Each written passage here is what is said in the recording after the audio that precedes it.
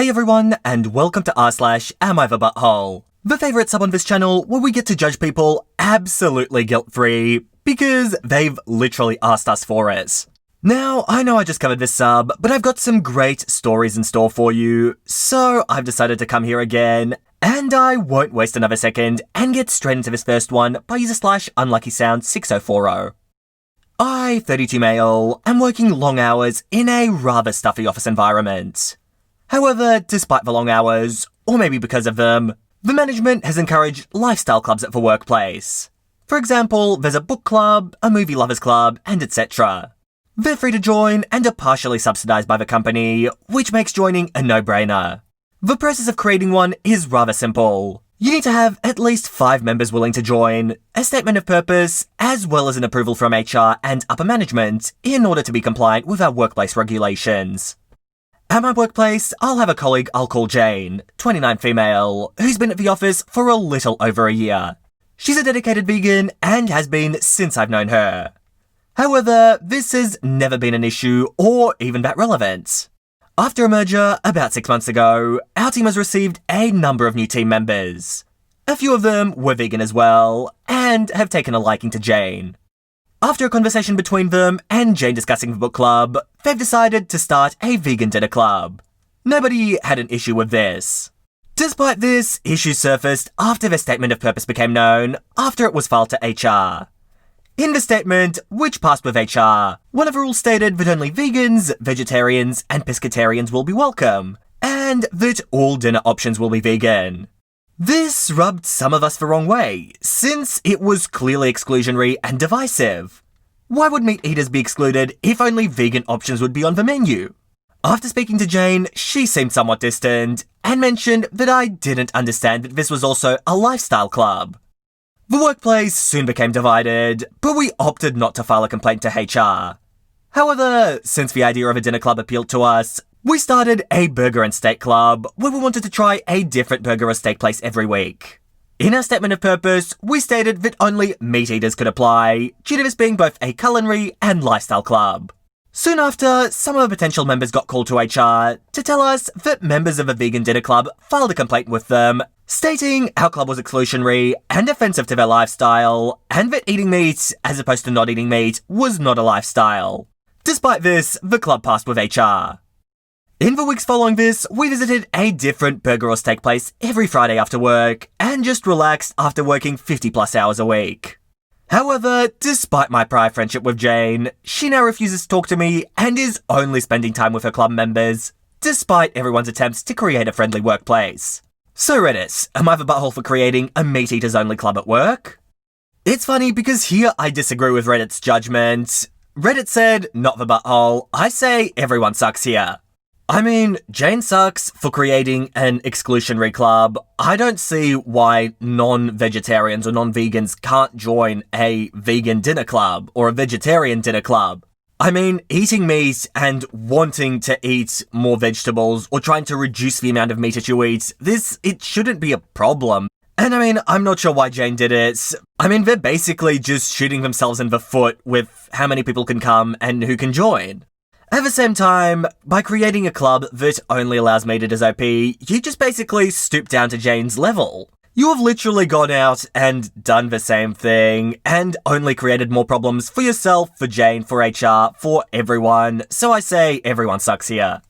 And here's the next one, by user/GloomyAd9473. My 12-year-old son asked if he could go to the park and play hockey with his friends. The park has a rink. I asked him who was going to be there, adult-wise, and he said no one. So I said nope. He asked why. I told him because last time I played unsupervised, they ended up playing without their helmets. Hockey is effing dangerous without helmets and without an adult. I told him I didn't completely trust him. It's not personal. I don't trust a bunch of unsupervised 12-year-old boys.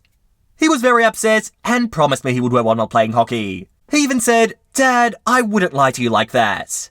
So I told him he could and dropped him off. All the kids were wearing helmets. I told him I would call him before I pick him up in an hour. But I lied. I just showed up.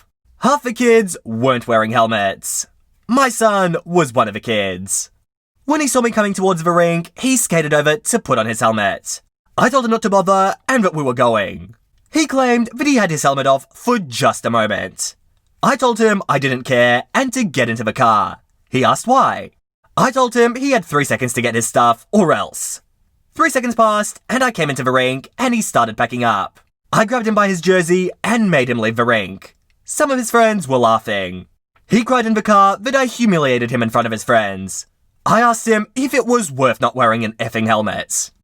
UOP, not the butthole. It's one of those parenting posts where the parents, they may sort of look bad, but your job as a parent is to teach your kids what is right, and often that involves not being particularly nice to them. I mean, would I call your son the butthole? Nah, not really, so I guess it's a no buttholes here situation. I mean, fair enough. He's 12, your son's 12, what do you expect? And it's a good thing that you're looking out for him and you're there to teach him and show him these things and make sure he's staying safe. And here's the next one by user/throwaway that username. I have 5 children. The issue is with my oldest daughter. When she was in high school, she was always upset that we couldn't afford to give her the lifestyle she wanted. We couldn't purchase her a car or send her away on school trips, we just didn't have the money. She would always say things like, Bobby gets to go, it's not fair that I can't go, and things of that nature.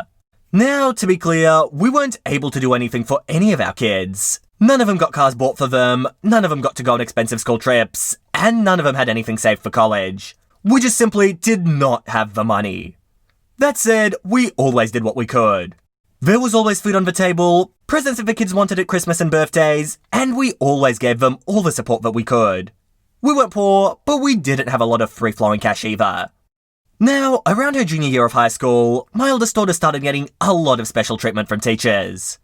Things that were just odd, like house sitting and things like that. She'd always been a special kid, so I played it off like it wasn't a big deal, and let her do her thing, driving to and from her stuff. But the stuff started getting weirder and weirder, so I started to look into it. It turned out that she was telling people at school that she was abused and the like. Things like we never fed her, or she had to buy her own clothes, which, after she had a job, she did, but only because she wanted things that were too expensive for me to justify, and stuff like that.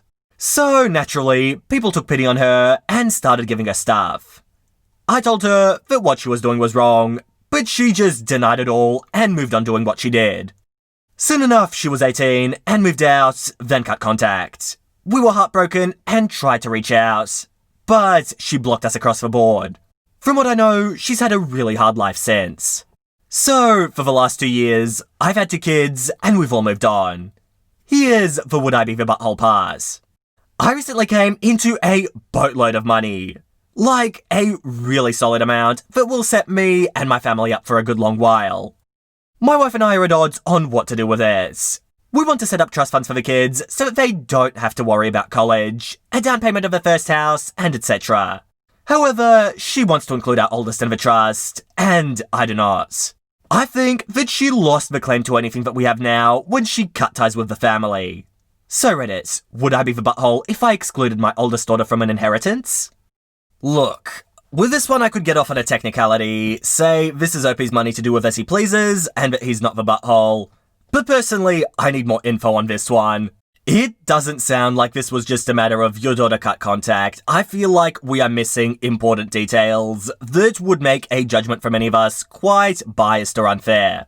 It just doesn't seem likely to me that at 18, one of your children would just decide to get up and leave for absolutely no reason.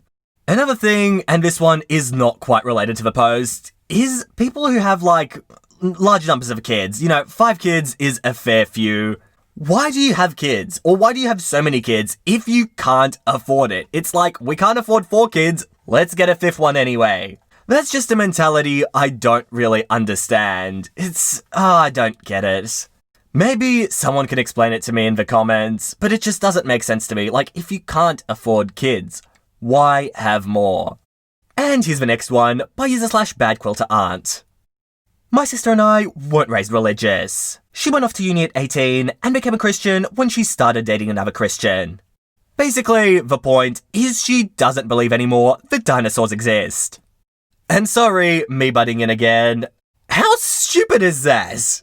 Now that I think about it, I've definitely heard something along those lines. But what?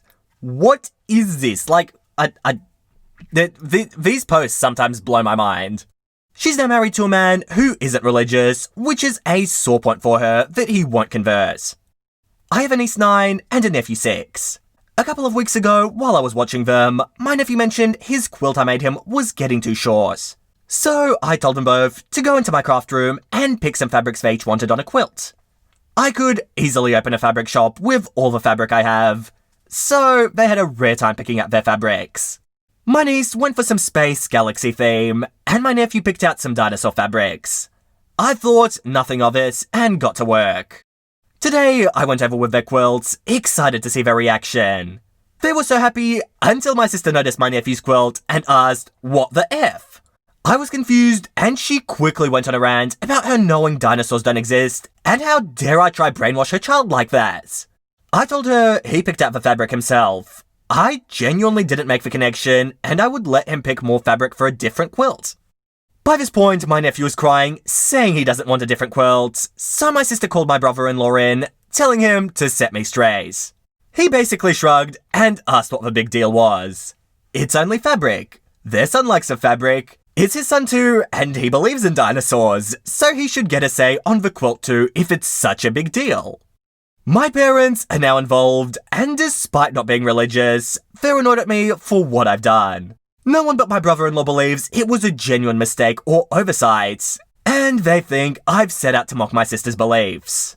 I honestly didn't think I'd have to vet my nephew's fabric choices with my sister, as all the fabric they had access to was kid-friendly prints.